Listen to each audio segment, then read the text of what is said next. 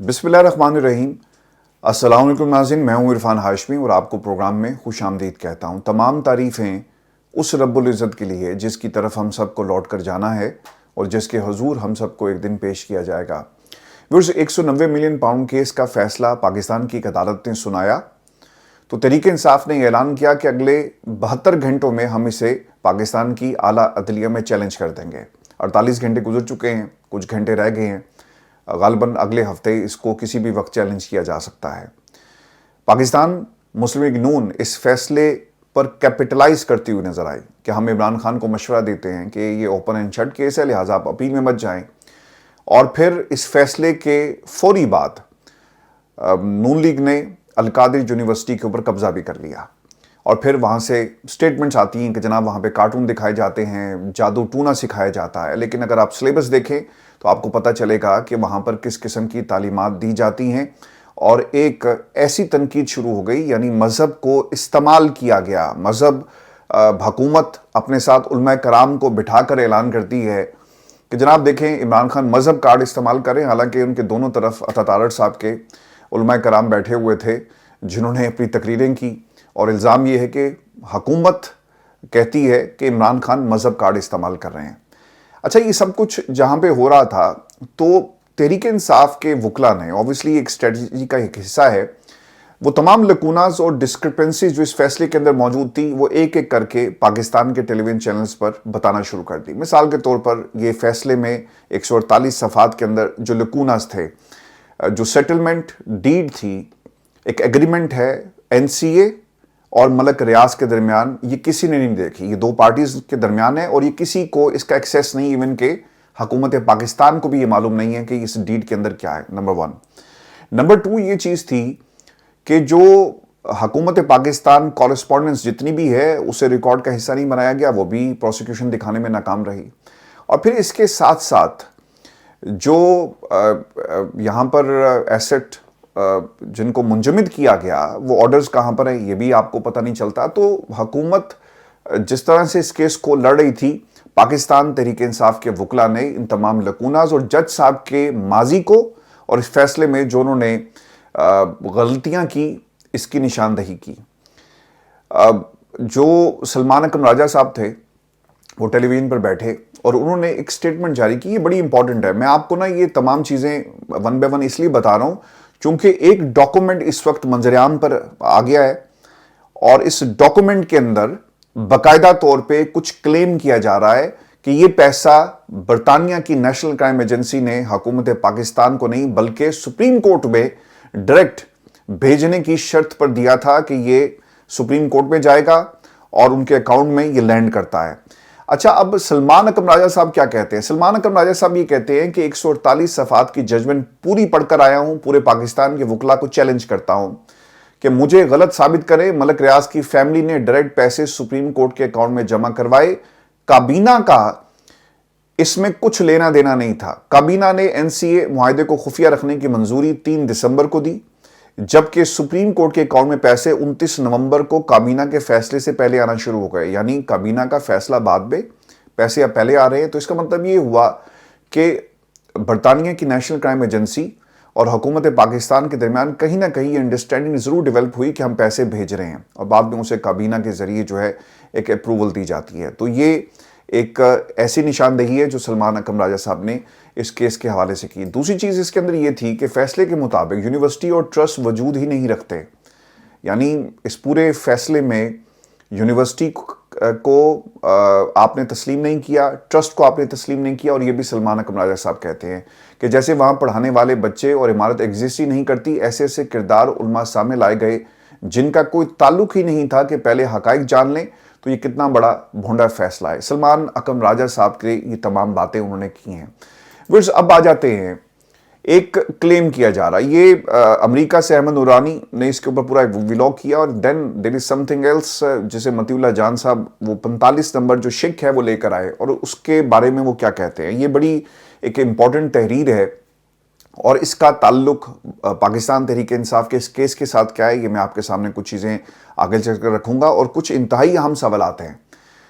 3 दिसंबर को 2019 को national crime agency ने issued a press statement announcing that it had agreed a 190 million settlement as a result of its investigation into Mr. Malik account. ये आपको मिल जाएगी वो statement जिसमें press release के अंदर ये लिखा गया, एनसीए की वेबसाइट पे भी पड़ी हुई है कि 190 मिलियन पाउंड एक सेटलमेंट हो गई है जी मिस्टर मलिक फैमिली के दरमियान और नेशनल क्राइम एजेंसी के दरमियान.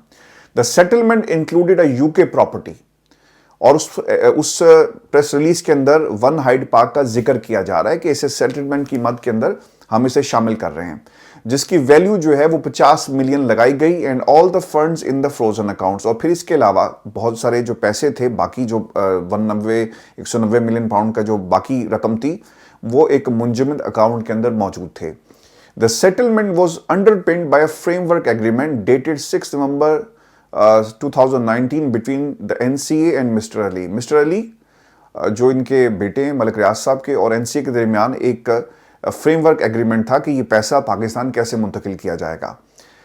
It identified that the monies which had been subject of the settlement would be paid towards 460 billion Bahria Town were ordered to pay by the Supreme Court of Pakistan in its judgment dated 21 March 2019. 21 मार्च का वो हवाला देने कि जो जुर्माना supreme court Pakistan की तरफ से हुआ ये पैसा वहां जाएगा. As a result of this agreement the AFOs were subsequently set aside by the agreement. जो एसेट फ्रोजन अकाउंट्स के जो ऑर्डर्स थे अदालत की तरफ से उन्हें सेट असाइड कर दिया जाता है. ये 45 नंबर शिक है जो अब इस वक्त आपको सोशल मीडिया में और मतीउल्ला जान ने इस हवाले से वो ट्वीट भी किया. और फिर पाकिस्तान में तहरीक इंसाफ ने इस स्टेटमेंट को अदालत में इमरान खान के दिफा में इस्तेमाल क्यों नहीं किया. वकील कहते ना कि सर ये तो देखें ये एग्रीमेंट है, इसमें कहा गया कि पैसा सुप्रीम कोर्ट में जाएगा और हम हुकूमत के हवाले नहीं करते, केस ही सर खत्म हो गया. लेकिन ऐसे वक्त में जब फैसला आ गया, इमरान खान को सजा सुना दी गई. खैर जज साहब ने तो बहुत सारी चीजों को इग्नोर किया, लेकिन देखना ही होगा जिसके ऊपर पीटीआई के बहुत सारे दोस्त जो हैं वो क्लेम कर रहे हैं कि देखें जी एक बहुत ही ज़बरदस्त किस्म का अब एक नुक्ता सामने आ गया और इसके ऊपर कैपिटलाइज करने की कोशिश की जा रही है. अगर आपके पास पहले ये इंफॉर्मेशन मौजूद नहीं थी तो अब आपके पास आ गई है. अब आपने उस प्रोसेस को देखना है कि वो जो मुआहिदा जिसका ये हवाला दिया जा रहा है इसे एपेलेट जो प्लेटफॉर्म्स हैं यानी आला अदलिया में आप प्रेजेंट कैसे करेंगे और फिर इस डॉक्यूमेंट तक रिसाई जो है वो कैसी होगी. याद रखिएगा अदालतों के अंदर जब भी कोई दस्तावेज बरतानिया में आपने प्रेजेंट करनी होती है ना तो उसका एक प्रोसेस है. आप उसे हासिल करते हैं, अदालत से इजाजत ली जाती है और फिर उस डॉक्यूमेंट को प्रेजेंट किया जाता है. ऐसा नहीं होता कि कोई भी बंदा डॉक्यूमेंट जाकर प्रेजेंट कर दे. तो अब जो लीगल कोर्स है उसको देखना पड़ेगा. पाकिस्तान तहरीक इंसाफ के वकला यकीनन सलमान अकरम राजा साहब ने 150 सफ़ात पढ़े तो अब उन्हें लीगल कोर्स देखना है कि वो क्या है कि इस डॉक्यूमेंट को किस तरह से प्रेजेंट किया जा सकता है. अगर तो वो खुफिया दस्तावेज जिसका ये जिक्र किया जा रहा है और क्लेम किया जा रहा है ये अगर है और जैसा कि इसके अंदर लिखा गया और पैसे सुप्रीम कोर्ट के अकाउंट में आने थे तो फिर सर गेम ही पूरी जो है वो ख़त्म हो जाती है. फिर तो खान साहब की ये अलॉन्ग विद अदर पॉइंट्स ये एक बहुत बड़ी दलील होगी इमरान खान के केस को ख़त्म करने के हवाले से. खैर केस के अंदर कुछ भी नहीं है, दो पार्टीज थी, पैसा सुप्रीम कोर्ट में आता है. अली ने कहा एनसीए को कि जनाब एक फ्रेमवर्क हम उसके ऊपर एग्रीमेंट बना लेते हैं और ये पैसा आप सुप्रीम कोर्ट ऑफ पाकिस्तान में भेज दीजिएगा और वो पैसा जो सुप्रीम कोर्ट ऑफ पाकिस्तान में लैंड कर जाता है. लेकिन ये भी देखना होगा कि क्या ये शर्त एनसीए की तरफ से लगाई गई थी या अली ये जो मलिक रियाज साहब के बेटे हैं उनके दरमियान कोई मुआहिदा हुआ था कि ठीक है भाई हम पैसा इस शर्त पर देंगे कि आपके अकाउंट में नहीं जाएगी, ये पाकिस्तान जाएगी. इसके अंदर जो लिखा हुआ है the town were ordered to pay उसका हवाला दिया जा रहा है कि it identified that the monies which had been subject of settlement would be paid towards 460 billion Bahria Town were ordered to pay by the Supreme Court of Pakistan in its judgment dated 21st of March 2019. As a result of this agreement, the efforts were subsequently set aside by the agreement. और उन्हें उसे set aside करके ये पैसा जो है वो supreme court of Pakistan में भेज दिया. याद रखिएगा ये फ्रेमवर्क एग्रीमेंट था जो एनसीए और अली के दरमियान जो है वो तय पाता है. अब ये जो दलील है कि इस शर्त पर रिलीज किया गया, अब देखना ये होगा कि ये जब आगे आप इसको प्रेजेंट करते हैं तो इसके ऊपर यकीन عدالت کرتی ہے، اسے تسلیم کرتی ہے، اور یہ جو ایکسیس ہے جو اس وقت ایک خبر بن گئی ہے ہمارے سامنے اور ایک ڈاکومنٹ اس وقت سرکولیٹ کر رہا ہے جسے مطیع اللہ جان نے بھی ٹویٹ کیا. اب یہ جو پیپر سامنے آیا اس کی لیگل حیثیت کیا ہے، اسے پریزنٹ کیا جائے گا نہیں کیا جائے گا، اور یہ ورڈکٹ کیا تھا، برطانیہ میں کیا کچھ ہوتا رہا، یہ الگ بحث ہے. لیکن یہ کیس عمران خان کو ایک وکٹمائز کیا گیا. اس کیس کے اندر اگر یہ پیپر نہ بھی پریزنٹ کیا جائے تو بہت سارے ایسے لکونز ہیں جو اوبویسلی عدالتوں میں اٹھائے جائیں گے اور یہ کیس نہیں ٹھہرے گا، کیونکہ عمران خان کا اس پورے کیس سے کچھ لینا دینا نہیں ہے. پیسہ پاکستان کی عوام کا کہا گیا، لیکن وہاں پر بھی اگر آپ جا کر پڑھ لیں تو نیشنل کرائم ایجنسی جو ہے وہاں پر ان کی پریس ریلیز کے اندر لکھا ہوا ہے کہ یہ پیسہ کس طرح سے برطانیہ آتا ہے، اس کا جواب نہیں دے سکے، اور باقی پیسہ جو ہے وہ سپریم کورٹ پاکستان کے اکاؤنٹ میں لینڈ کرتا ہے. تو عمران خان نے کون سی کرپشن کی، اور اس پیپر کے علاوہ بھی بہت ساری ایسی چیزیں ہیں جو یقیناً اس کیس کو اڑا کر رکھ دیں گی. ویورز، مطیع اللہ جان اوبویسلی اس کے اوپر انہوں نے ایک تفصیلی ویلاگ بھی کیا اور وہ باتیں بھی اوبویسلی ایک اپنے اینگل سے اسے دیکھ رہے ہیں. میں آپ کو ایک خبر یہ بھی ویورز دے دوں کہ فضل الرحمان صاحب انہوں نے آج ایک سٹیٹمنٹ جاری کی اور وہ یہ کہتے ہیں کہ موجودہ اسمبلیوں کی کوئی حیثیت نہیں، ایسی اسمبلیاں تو میں مٹی سے بنا سکتا ہوں. تو سر پاکستان کی عوام فضل الرحمان صاحب آپ سے یہ ضرور سوال کرے گی کہ تسی کرن کی گئے سی 26ویں آئینی ترمیم میں ووٹ ڈالنے کے لیے، اگر اس کی حیثیت نہیں استعفیٰ دیں گھر جائیں. آج یہ ثابت ہو گیا کہ عمران خان کو جب پتہ چلا کہ پاکستان کی عوام یہ جو اسمبلیاں ڈمی اسمبلیاں ہیں ہم ان کے اندر نہیں بیٹھیں گے، اور انہوں نے کیا کیا، انہوں نے جا کر پاکستان کی عوام سے رجوع کرنا بہتر سمجھا. اب پاکستان تحریک انصاف سے بھی یہ سوال اکثر لوگ کرتے ہیں کہ جناب اگر آپ ان اسمبلیوں میں کچھ نہیں مانتے تو آپ ووٹ نہ دیں، آپ اسمبلیوں سے باہر آ جائیں. انہوں نے ووٹ نہیں دیا اور اسمبلیوں سے انٹیکٹ اس لیے ہیں کہ اگر جس طرح کا نظام ہے یہ حکمت عملی ہے، اگر وہ اسمبلیوں سے استعفے دیتے ہیں اور باہر آ جاتے ہیں تو یقیناً ان کرسیوں کے اوپر بھی بائی الیکشنز کے اندر ہی اپنی مرضی کے لوگ بٹھا دیں گے. لیکن فضل الرحمان سے کوئی سوال ضرور کرنا چاہیے. کوئی پوچھے کہ بھائی جان آپ نے جن اسمبلیوں کے بارے میں آپ یہ کہتے ہیں کہ ایسی اسمبلیوں میں مٹی سے بنا سکتا ہوں، تو 26ویں آئینی ترمیم کو ووٹ کیوں دیا اور کیا ایسی مجبوری تھی؟ اس وقت آپ پوری لائم لائٹ جو تھے وہ انجوائے کر رہے تھے. ویورز، کچھ خبریں آپ کو عدالت سے جو عطر ملا صاحب نے باتیں کہی یہ بھی میں آپ کے سامنے رکھ دیتا ہوں، اور وہ آمریت کے دور کے حوالے سے کچھ باتیں کر رہے ہیں. عطر ملا صاحب یہ کہتے ہیں کہ جنرل ضیاء کا دور سب سے زیادہ آمرانہ تھا، سپریم کورٹ بھی اس میں استعمال ہوئی، یعنی سپریم کورٹ کے ججز جو ہیں وہ کسی بھی آمر کے احکامات کو یعنی ایمرجنسی کے اوپر مہر لگا دیتے ہیں. جسٹس عطر ملا کہتے ہیں کہ لاہور کے شاہی قلعے میں سیاسی ریلی نکالنے پر لوگوں کو تشدد کا نشانہ بنایا جاتا تھا. جنرل ضیاء نے سری لنکا کی حکومت سے درخواست کی کہ ان کی بیٹی ہاتھی کا بچہ رکھنا چاہتی ہے. یہ ایک حکومت کی دوسرے ملک کی حکومت کو درخواست تھی. ہاتھی بھی ہم انسانوں کی طرح بہت جذباتی ہوتے ہیں. 3 سالہ ہاتھی کا بچہ سری لنکا سے پاکستان آیا اور ایک بیک یارڈ میں رکھا گیا.